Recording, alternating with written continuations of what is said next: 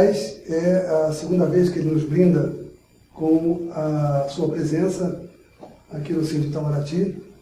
Rudinei é natural de Caçapava do Sul, Rio Grande do Sul, mestre e doutorando em filosofia e especialista em contabilidade, auditoria e finanças governamentais.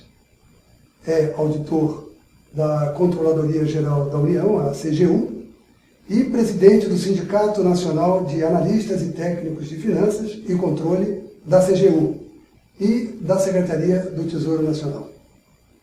Rudinei, é um prazer tê-lo aqui conosco, renovado, e agradecemos muito o fato de você ter aceito o convite e se disposto a abrir um pouco as suas ideias para que a gente possa conhecer a sua ótica da realidade hoje. Rudinei, mesmo sem CNPJ e estrutura diretiva, a União das Carreiras de Estado, a UCE, comprova constituir ferramenta contundente em vários aspectos. Primeiro, citaria, como estímulo natural de convergência das carreiras de servidores do núcleo estratégico do Estado. Em segundo lugar, é a capacidade de ampliar com qualidade o fórum das discussões entre carreiras de várias áreas. A pergunta é, em que difere o papel da UCE e do FONACAT no que se refere à defesa, à proteção dos interesses dos servidores públicos? Em primeiro lugar, então, preciso agradecer a Alexei e Eliane pela oportunidade de discutir um assunto tão importante, saudar nossos telespectadores e já entrando objetivamente na questão, o que a gente tem visto é a necessidade cada vez maior de articulação, de organização, de mobilização conjunta dos servidores públicos, em todos os âmbitos. Por quê?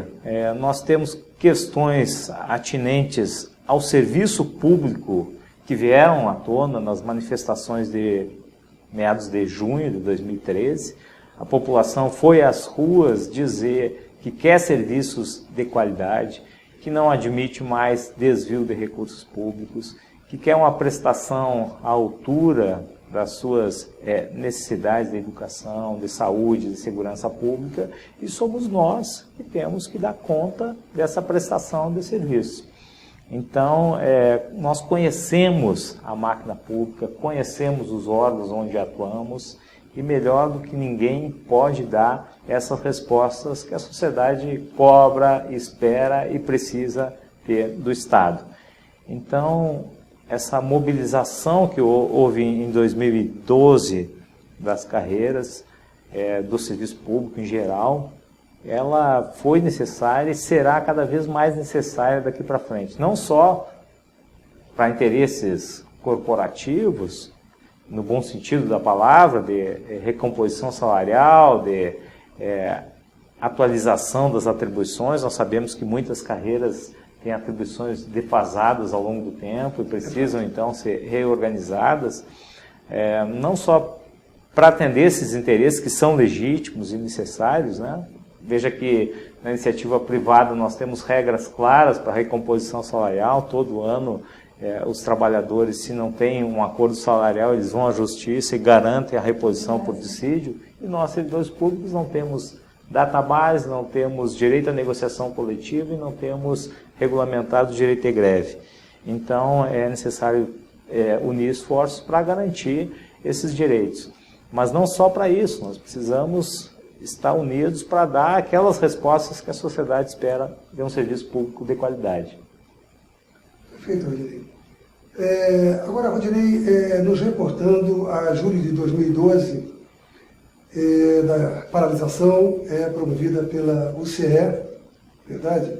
Em que eu insisto que mais lá chegamos em função da necessidade do que, infelizmente, pela nossa maturidade política, verdade? Mas isso tende a mudar ao longo do tempo.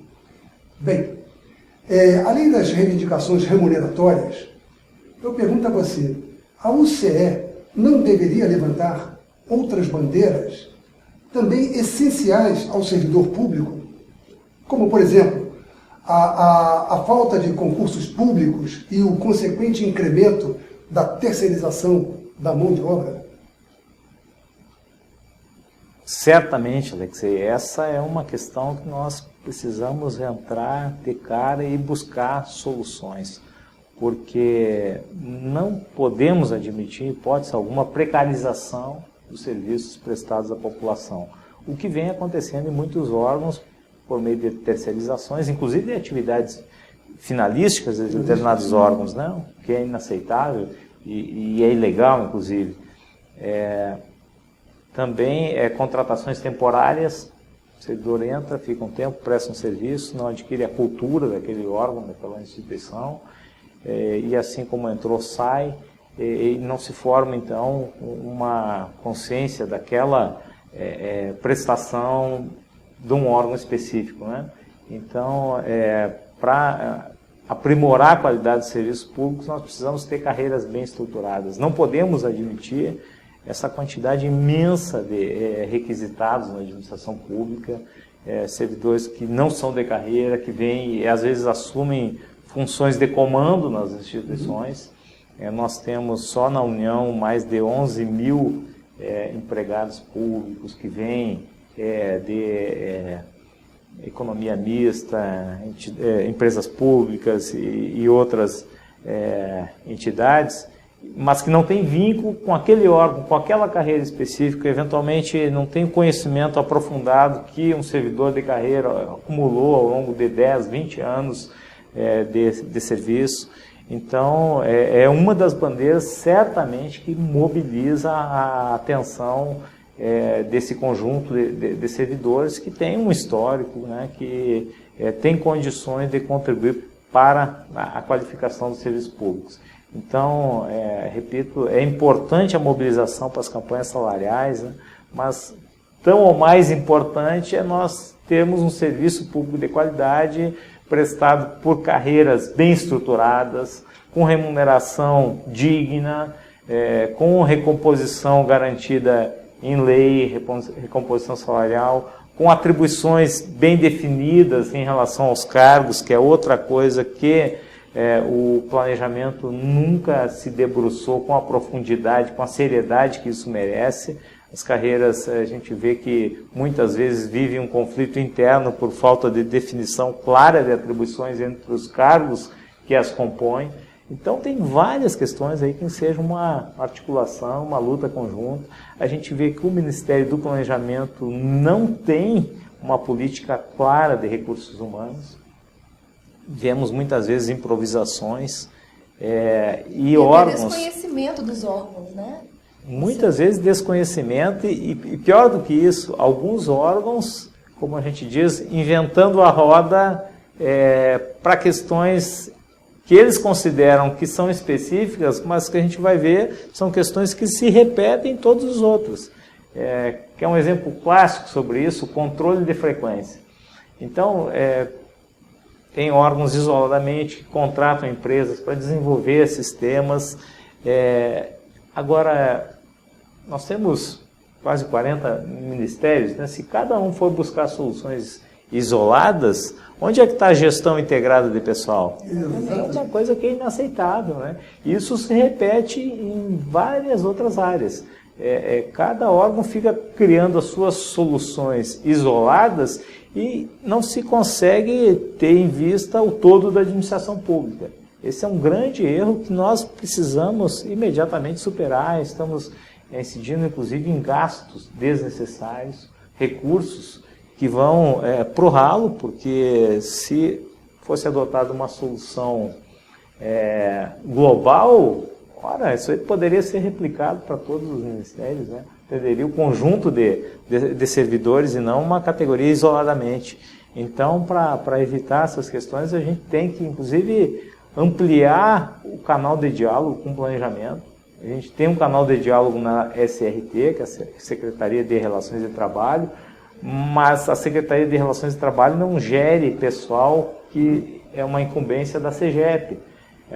Então, a Secretaria de Gestão de Pessoas, que tem essa incumbência, precisa ouvir o conjunto de servidores, precisa ouvir os sindicatos e a partir desse diálogo, construir soluções globais. Não adianta cada um ficar isoladamente tentando resolver questões específicas que muitas vezes esbarram na lei, que muitas vezes criam conflito interno, ao passo que se nós buscássemos soluções isoladas, um tratamento isonômico para os servidores, ficaria bem mais fácil de chegar a um final feliz aí dessa gestão de pessoas, que é algo complicado, mas, repito, precisa ter uma visão integrada. Muito bem. O que acontece, então? É um problema de gestão e o ônus é do servidor público. Isso que você falou, enfim, muito pertinente, de que muitas vezes o indivíduo vai trabalhar em determinada área, até em cargo de chefia, aliás, bastante, com nenhum conhecimento da área de trabalho, é verdade? E ocupa lugar de chefia, e isso desestimula aquele servidor que sim fez concurso e preparou-se, verdade, para o desenvolvimento do seu trabalho. Isso é fato. É triste, mas é um fato que precisa ser corrigido, e essa correção depende, da nossa mobilização, fundamentalmente, porque senão nada acontecerá, ou acontecerá muito lentamente, bastante lentamente, e também não é o que queremos. Mas, Rudinei, reportando ainda a 2012, nas mesas de negociação com o Unipog, chegamos a um acordo de reajuste linear com o governo de 15,8% a serem pagos ao longo de 3 anos. Como o Rudinei vê o panorama para a retomada dessas negociações, já que o percentual não nos atendeu, aliás, sequer recuperou a perda histórica, certo, inflacionária, segundo os registros do Banco Central? Bom, Alexei, essa é uma questão que, para respondê-la, precisamos fazer uma retrospectiva do que foram as negociações anteriores, especialmente a negociação de 2008, onde os servidores tiveram, sim, um incremento salarial condizente com a inflação do período, e talvez retroceder um pouco mais ainda e lembrar do período de Fernando Henrique Cardoso, que foi o governo do PSDB por 8 anos, em que os servidores foram tratados a pão e água, com ou sem reajustes ou com reajustes pífios. E depois, quando o governo petista assume, então, o governo começa um processo aí de negociação. As negociações nem sempre atingem patamares que nós esperamos, mas elas têm ocorrido. Tem ocorrido com todas as dificuldades, que é a economia nacional e internacional. A conjuntura às vezes é desfavorável, mas a gente precisa reconhecer. E, enfim, nós temos uma mesa de negociação instalada, que as entidades são recebidas segundo determinados critérios de interlocução, que privilegiam, inclusive, a interlocução com os sindicatos, como é o caso do Sindicato Itamaraty, que agora tem assento e fala por toda a carreira. E isso, bom, foi uma conquista ao longo desse governo que a gente não pode ignorar. Em relação a 2012, a gente precisa lembrar também que nós vivíamos uma conjuntura econômica na qual o país passava por dificuldades, que são dificuldades internacionais.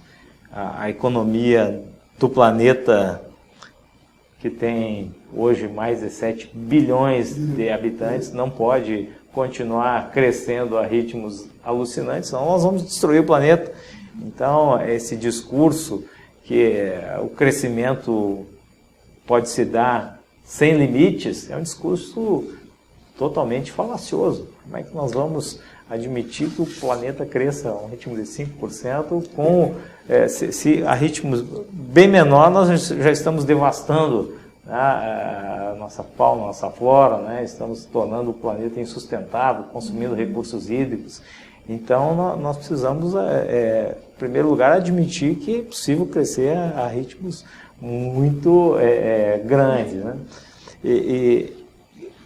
Bom, então a gente precisa olhar para o lado também, olhar para o lado, ver como é que está a massa salarial Sabemos que o governo, em função daquela conjuntura, até não estava disposto a conceder reajuste algum para as carreiras de Estado. Foi a organização, a mobilização conjunta em uma luta intensa. Eu, por exemplo, estou no serviço público há quase 25 anos e eu não recordo uma campanha salarial tão acirrada como foi a de 2012. E não se iludam que nós, logo aí na frente, 2015, teremos uma negociação tão ou mais difícil do que a que nós enfrentamos em 2012. Em qualquer que seja a composição do governo. Entrando Aécio, Marina ou Dilma, a gente sabe que o país vai passar aí por um ajuste fiscal, por mais que os candidatos pintem às vezes um cenário mais colorido do que na realidade mas a gente está vendo que a economia está patinando aí em função de todo esse cenário que já referi anteriormente.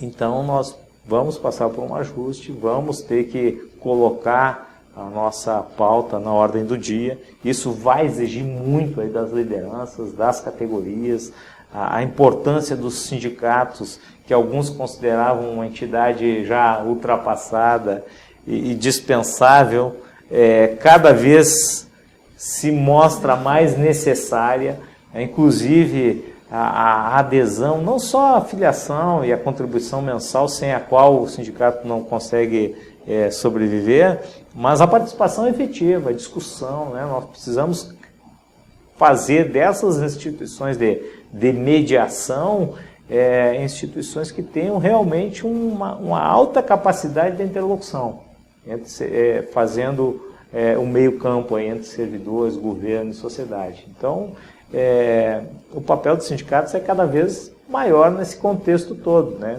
de dificuldades e de necessidade de cada vez maior profissionalismo no exercício dessa interlocução.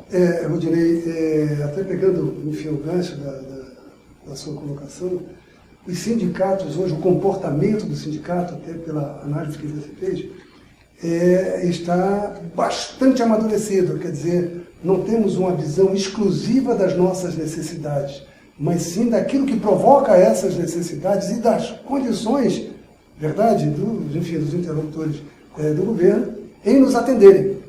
Isso é muito importante porque aí a gente pode, inclusive, estabelecer estratégias assim mais eficientes, mais eficazes. Verdade? Agora, é importante essa questão da negociação coletiva, porque o governo passou, então, a atender, a pelo menos receber algumas carreiras, né? E o que hoje se discute muito é sobre a regulamentação da Convenção 51 da OIT, e onde alguns temas importantes terão que ser debatidos pelo governo, pelos servidores, como negociação coletiva e direito de greve. Mas assim, você tem alguma opinião, Rudinei, sobre quais são esses desafios nessas discussões que impedem o governo realmente de ouvir os servidores e chegarmos num consenso aí de como nós vamos tratar esses temas tão polêmicos? E concluir essa regulamentação, né, que nos é assim tão importante e que, aliás, já deveria estar toda já regulamentada. Me parece que o temor do governo em regulamentar 151 passa muito pelo temor de que isso constitua lá na frente uma espécie de gatilho salarial, né? O governo sempre procura ter sob controle os gastos com o pessoal, que hoje eles oscilam em torno de 4,2% do PIB. Já tivemos percentuais maiores, hoje está estabilizado o gasto de pessoal da União, não é um gasto muito expressivo, mas me parece que a questão de fundo e mais importante e vem segurando essa regulamentação é o governo ter uma espécie de database, né? Uma obrigação de aumentar anualmente. Ele tem medo de que com a fixação de database, de regras claras de negociação coletiva, inclusive de dissídio, quando não se chega a uma negociação que atenda conjunto de servidores, que isso possa constituir, então, uma obrigação que vá comprometer as contas públicas. O que a gente sabe também que não é totalmente verdadeiro, porque a inflação ela corrói os salários, é inegável, né? E a inflação ela atinge pesadamente o bolso do trabalhador, como o Alexei já falou anteriormente. Nós tivemos reajustes aquém da inflação e tivemos uma perda no nosso poder de compra, né? Sim. Então, nós como trabalhadores, né, assim como os trabalhadores da iniciativa privada, não podemos admitir a corrosão sem uma recomposição, pelo menos do processo inflacionário. É claro que a gente sempre quer ter numa negociação salarial ganhos reais, né? Mas a nossa luta realmente é para a fixação de uma database. Sem essa database a gente tem que se mobilizar e fazer greves, e fazer todo um conjunto aí de articulações contra as carreiras, ir para a rua, protestar, para que se comece a negociação. Né? Começada a negociação, a gente também não tem nenhuma garantia que ela vá chegar a um consenso em termos de percentuais, né? Então precisamos também pensar na regulamentação e como é que a gente vai estabelecer percentuais de recomposição, uma vez não atingindo aí um consenso na mesa de negociação. Quem é que vai fixar esse percentual? Se é a justiça, né? Ou se uma terceira instância ditaria as regras. Mas isso tudo aí está na ordem do dia das centrais sindicais, confederações e sindicatos singulares, né? Regulamentar 151, estabelecer database, negociação coletiva e direito de greve. Porque sem estabelecer direito de greve, também o governo fica se utilizando das decisões judiciais, todas elas partindo de uma justiça conservadora, né? Extremamente favorável ao governo, que é muito pernicioso. Praticamente impedem a mobilização. Nós tivemos agora algumas carreiras que acenaram entrar no processo de mobilização no período da Copa do Mundo. A AGU foi para a Justiça e conseguiu liminares que impediram qualquer manifestação. Né? Temos o caso da Polícia Federal, temos o caso dos auditores federais. Então, isso inviabiliza, né, sem contar os projetos movimento de lei antidemocrático que existem, né, já foram propostos em que os servidores poderiam entrar em greve, mas 70% do contingente teria que estar trabalhando, né? Então, aí não seria mais uma greve, seria um rolezinho lá no shopping, verdade? O projeto de lei do senador Aloysio Nunes, por exemplo, ele lista uma quantidade imensa de atividades que ele considera essenciais, sendo que essas atividades essenciais precisariam manter um percentual aproximado, aí, 60%, 70% de servidores operando normalmente, mesmo em períodos de mobilização, ou seja, inviabiliza o exercício do direito de greve. E você falou em corrosão, né? Mecanismos para pensarmos na corrosão salarial, e aí o que a gente percebe, Rodinei? Os próximos 2 anos, particularmente, serão difíceis em razão do atual cenário. Quais são suas perspectivas de articulações e de movimentos que os sindicatos poderão fazer para que esses temas avancem? Fazendo uma viagem assim no imaginário, nos próximos 2 anos, o que nos reserva quanto sindicato, mobilizações e as ações que podemos mais ou menos antever? Vamos lá tentar fazer um exercício aí de imaginação que, enfim, já passa aí pelas discussões das entidades de classe. Os mais pessimistas acreditam que a gente não teria nenhuma negociação em 2015, dada a necessidade de um ajuste mais pesado nas contas públicas. Então, nós sentaríamos numa mesa de negociação em 2016, negociando para o ano seguinte, 2017. A gente tem 2 anos aí de corrosão salarial, que seria inaceitável, né? Então, o conjunto de servidores está se mobilizando para entrar pesadamente em campanha no ano que vem. Essa articulação que nós fizemos em 2012 das carreiras de Estado, né, com a articulação que deu resultado, ela precisa ser expandida, né? eu não acredito em ganhos isolados de determinadas carreiras, aquelas negociações que a gente percebia algumas décadas atrás, principalmente grupos isolados que conjunturalmente têm mais poder de pressão em determinados momentos. Isso aí hoje eu considero inviável, né? Então o governo cada vez mais, eu acho que ele vai caminhar na concessão de reajustes lineares, né? E até por isso nós vamos precisar ter essa união de forças de todo o conjunto de servidores, né? E muitas vezes também a gente vê que os salários no âmbito federal se replicam para estados e municípios, né? Talvez tenhamos que pensar em agregar aí, nessa nossa mobilização nível federal, trabalhadores aí no serviço público em âmbito municipal, estadual e distrital, né? De se pensar alguma coisa nessa linha aí, para que a gente tenha realmente força e consiga colocar aí as nossas pautas na ordem do dia. Carreiras isoladas, então, eu volto a dizer que eu acho pouco provável, a não ser casos realmente de questões assim bem específicas, de defasagens em relação a alguns cargos, né? Nós temos isso no nosso sindicato, nós temos somos representantes de 2 cargos na nossa carreira, e um deles está muito defasado, né? O outro a gente conseguiu uma recomposição que é o caso até das relativamente nossas carreiras boa, de chancelaria, que em 2008 a carreira de diplomata foi beneficiada com a transformação do subsídio e com um aumento significativo, mas em 2012 as carreiras tiveram a transformação em subsídio e apenas o reajuste dos 15,8%. Na grande verdade, quer dizer, o que houve foi em 2008 uma compensação às perdas que necessariamente aconteceriam com o gatilho, né? E no caso agora de 2012, esta gordura não aconteceu. Não aconteceu. Sim. Por causa da postura do governo de dar um reajuste linear para todas as carreiras que estavam... E até mesmo sobre essa questão das carreiras que têm um poder de fogo diferenciado, né?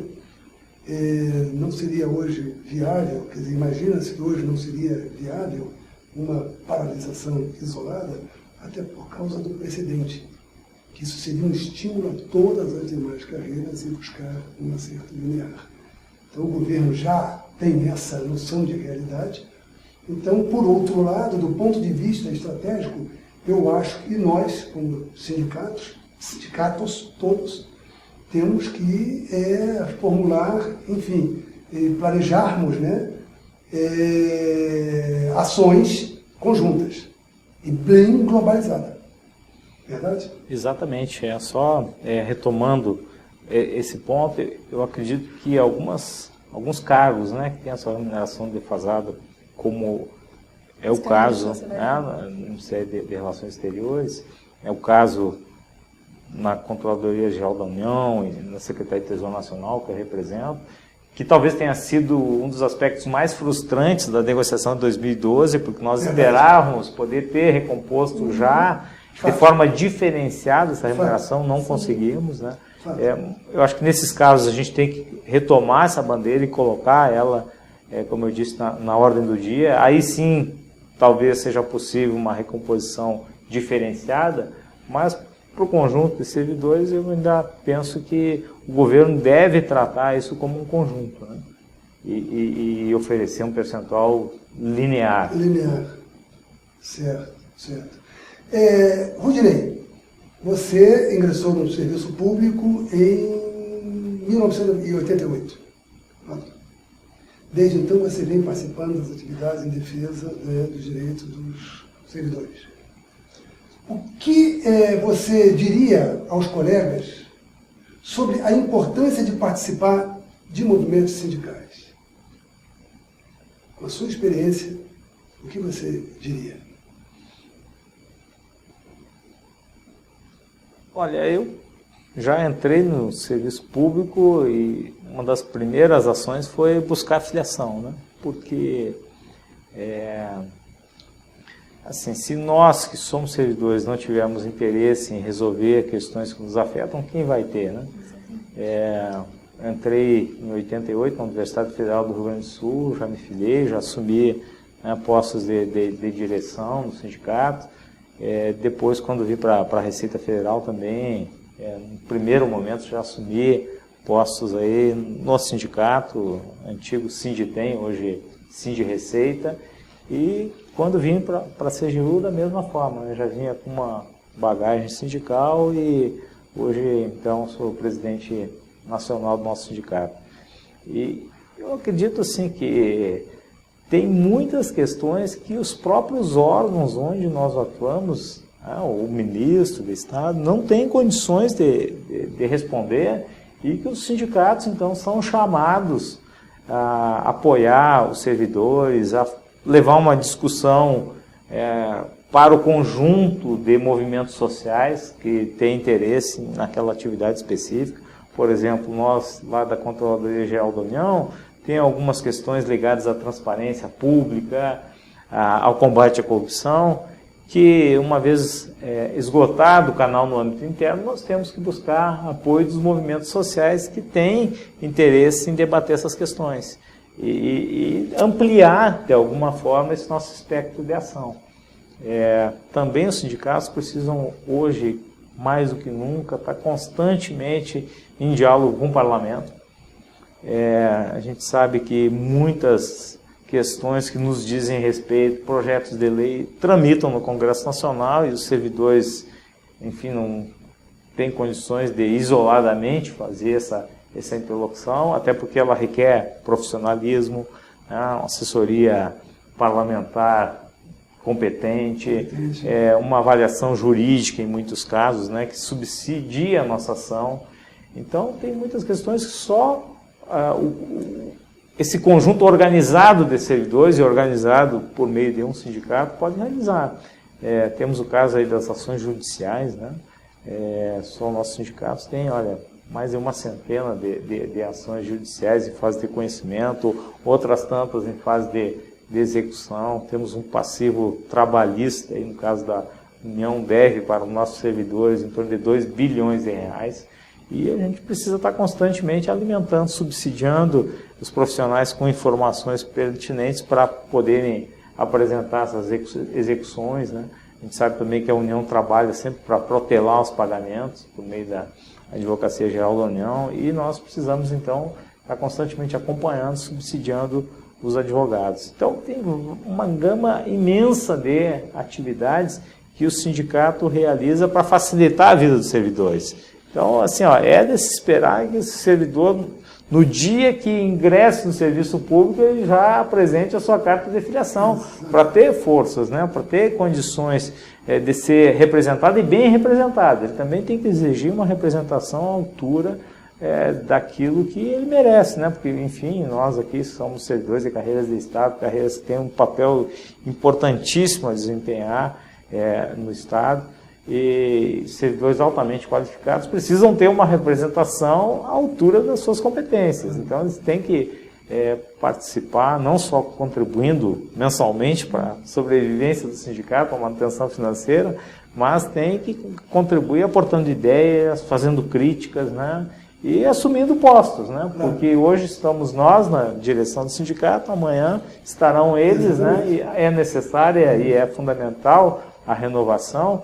Mas isso tudo, então, passa pela participação ativa na vida política da entidade de classe. Agora, você, nessa sua trajetória, você teve mais momentos onde você se sentiu perseguido por ser um dirigente sindical, ou você teve uma liberdade para atuar nesse meio e poder representar os seus colegas? Até porque também tem essa questão, como conciliar o trabalho com o mandato classista?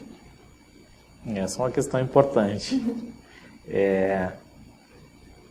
Eu, particularmente, assim, nunca tive problemas, a não ser casos bem episódicos, assim, mas tanto na Receita Federal, como na Universidade Federal do Rio Grande do Sul, como na Controladoria Geral da União, existe uma cultura entre os servidores e os próprios dirigentes da importância da representação de classe. Sim. Então, alguns dirigentes mesmo, que hoje ocupam postos de comando nessas instituições, já foram dirigentes sindicais, né, sabem da importância da representação classista.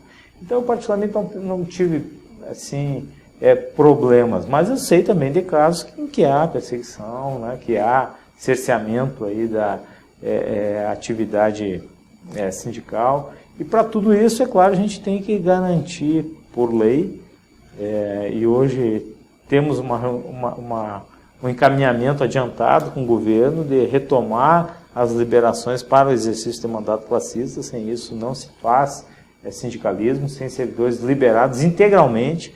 A gente que está à frente do sindicato, a gente sabe que não adianta liberar para um determinado evento, para uma determinada ocasião, tem que haver uma liberação total do servidor para que ele possa se dedicar aí, durante o período do mandato integralmente na defesa profissional. Então, pelo menos os interlocutores do governo federal com os quais nós conversamos, eles querem resolver essa situação. Vocês lembram que lá atrás, ainda no governo Fernando Henrique, nós tivemos aí uma alteração na Lei 8.112 que impediu as liberações com ônus para a administração. Isso fez com que os sindicatos fossem pesadamente onerados aí no reembolso dos servidores hoje que são liberados, né? Inviabilizando que muitos pudessem utilizar esse direito. Então agora a gente está tentando reverter essa situação, que já deveria, inclusive, no governo de trabalhadores ter sido revertida, é bem verdade, né?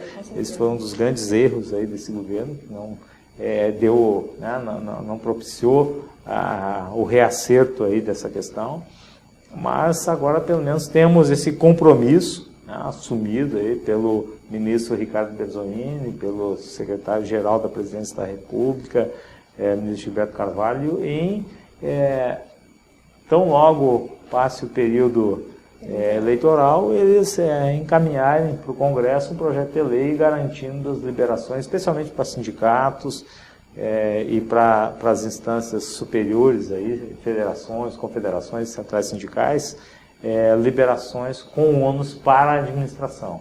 Não queremos abusar, sabemos que a sociedade não admite uma liberação disseminada, né? Mas pelo menos para alguns dirigentes que possam levar à frente os trabalhos da entidade de classe, isso é fundamental. Sem isso não tem trabalho sindical. Verdade. Até para que a gente possa entender, Widney, não sei se você concordaria comigo, é que nessa relação de trabalho não é que o servidor pretenda entrar em rota de colisão com a gestão. Ao contrário, ambos são protagonistas, mas um é o gestor e o outro é o feedback dessa gestão. Então, para que essa gestão possa ter um retorno de que sim, as políticas são boas, são suficientes, são necessárias, eles têm que ter um feedback do servidor. Você concorda com isso? Exatamente, Alexei. E mais do que isso, até tem algumas questões, como eu já falei anteriormente, que a própria administração ela não tem, não faz parte da sua competência institucional, digamos assim, atuar naquele âmbito, né? Muitas vezes ela depara barreiras. Por exemplo, a representação é pelo sindicato. Né? Sim, a representação classista, mas nós tivemos casos específicos agora, que foram citados até pelo Alexei, de recomposição de quadros, né? O que os órgãos fazem? Eles pedem o reforço do quadro pessoal para o Ministério do Planejamento. O Ministério do Planejamento ele tem um olhar assim linear para a administração pública, mas nós sabemos que tem casos específicos que demandam um olhar próprio. Por exemplo, no caso do combate à corrupção, o governo não pode olhar o gasto com o pessoal nessa área como um custo. Sim. É um investimento. Nós sabemos que hoje, só no Brasil, são desviados em torno de 200 bilhões de reais anualmente dos cofres públicos considerando União, Estados, municípios, Distrito Federal. Então, como evitar essa sangria, né? Esse dinheiro todo que vai para o ralo e deixa de ir para a saúde, para a educação, para a segurança pública. E nada substitui, eu tenho dito isso, nada substitui o trabalho do servidor, do auditor, lá no campo, né? Não se faz combate à corrupção à distância. O servidor tem que colocar a pastinha embaixo do braço, tem que... Isso, ele tem que ter garantias das suas prerrogativas, garantias legais, né, para o exercício das suas atribuições. E tem que ir a campo, tem que ver, tem que investigar, tem que conversar com pessoas, isso demanda deslocamento, né, passagens diárias e tudo mais. Tudo isso tem que ser garantido, né? Os órgãos precisam ter uma certa autonomia, independência para a atuação, tem que ser órgãos, cada vez mais órgãos de Estado, e não órgãos de governo, e muito menos de partidos, né? Sim. Então, essa é uma questão que a gente precisa sempre ter presente, né? Que o sindicato também ele atua na defesa desses interesses da sociedade, né? São interesses da sociedade. Rodinei, enfim, podemos concluir esse nosso bate-papo, até porque temos assunto aí para conversar meses e meses e meses, verdade? Como acontece sempre quando a gente, enfim, se encontra em outros foros, né? Mas gostaríamos que você abordasse alguns aspectos que lhe pareçam, enfim, relevantes, sobre alguns aspectos, enfim, alguns temas que possamos, assim, não ter trazido aqui a discussão. Olha, como a gente está falando de serviço público e de servidores públicos, a gente sabe que hoje tem uma discussão na sociedade sobre a redução do número de ministérios, né, que hoje está em torno de 40, né, e alguns candidatos de forma irresponsável, utilizando uma retórica eleitoreira, apontam aí para diminuição, né, 50% do número de ministérios. A gente sabe que isso, em primeiro lugar, pode se dar sem a economia de recursos, né? Ou seja, ele reduz ou tira o status de ministério de algum órgão, transforma na secretaria, mas tem praticamente os mesmos gastos, aquilo ali foi uma ação para inglês ver, né? Como se diz no jargão popular. A carga hoje de trabalho do Ministério do Planejamento, eles alocam boa parte, né, do seu tempo de trabalho em gestões do PAC, gerindo obras do PAC, uma outra parcela para questões orçamentárias e tudo mais. E em relação à gestão de pessoal, olha, é um fragmento mínimo da atenção e da energia do planejamento que é dedicado para essa área. E nós talvez precisássemos de um ministério específico para cuidar do serviço público, para gerir essa questão de carreiras, que é uma questão complicada, mas hoje a gente vai ver que tem mais de 300 tabelas salariais, né, o que não faz sentido, porque tem muitos servidores que executam as mesmas atribuições e deveriam receber a mesma remuneração. Né, talvez estratificar aí em cargos, né, carreiras que têm realmente atribuições mais complexas.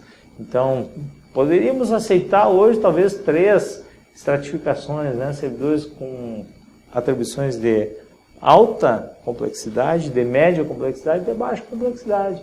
Agora, isso aí, daí nós chegamos até 300 tabelas salariais, a gente vê que alguma coisa não vai bem, né? E essa confusão de atribuições que existem em diversas carreiras, isso aí tem que ser equacionado em determinado momento.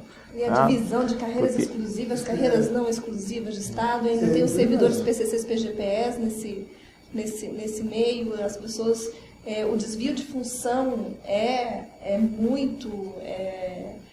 está enraizado dentro da estrutura do serviço público, né? E o que eu percebo é que, assim, apesar de poucas ações no judiciário, elas não conseguem remediar o problema. O problema não é pagar a diferença remuneratória, mas é a manutenção do desvio de função generalizado. Exatamente. Então, a distância também, né, da definição, como você me colocou, das atribuições para a realidade da prática, né? O operacional, às vezes, fica muito distante daquela atribuição, ou seja, aquele que escreveu essa atribuição, na verdade, está melhor capacitado do que, de repente, aquele que está executando a atividade. Certo, certamente. Então, assim, ó, eu acho que hoje precisaria um ministério específico para cuidar do serviço público, ver a qualidade de serviço que está sendo oferecido à população e ver como é que está sendo gerido o pessoal na administração pública, né? Exato. Desenvolver realmente um diálogo profícuo e aprofundado com as entidades de classe. Também não se pode admitir que uma pessoa sozinha ou que uma determinada secretaria, como existe hoje, né, pense que tem o poder de reformar o Estado sozinha, sem diálogo com os servidores, que às vezes conhecem muito mais do que eles, né, a realidade dos órgãos.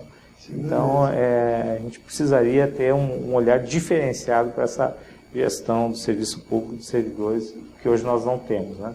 Então, acho que uma área que a gente não tinha conversado, mas que seja aí toda uma discussão e talvez a criação de um ministério específico para gerir essa questão. Bem, Rudirei, meu amigo, somos gratos a você por haver aceitado o convite, certo? As suas colocações sempre nos enriquecem, muito mais do que isso. Tiram muitas dúvidas e muito mais do que isso, definem melhor o panorama da nossa realidade. Muito obrigado por você ter vindo e esperamos poder contar com você outras vezes. Eu agradeço a oportunidade e fico inteiramente à disposição. Sempre que assuntos dessa natureza estiverem na ordem do dia, me chamem, que eu sou um parceiro aí e interessado nessas questões. Parceiraço. Muito obrigado. Gente, até o próximo programa. Obrigado.